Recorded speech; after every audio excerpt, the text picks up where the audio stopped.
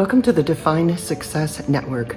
I'm Debbie Nelson, and I'll be covering two of my favorite topics, graphene and space. These two topics have infinite possibilities for applications, both here on Earth and in space. When we talk about graphene, there are over 129,000 pieces of research written every year as of 2019. As far as space, there are over 10,000 space entities as of last year, and that number is growing rapidly. Tune in each Monday for your weekly briefing. Find out what's been going on, find out what the breaking news is for over the weekend, and listen to interviews with some fascinating people who are really passionate about their work.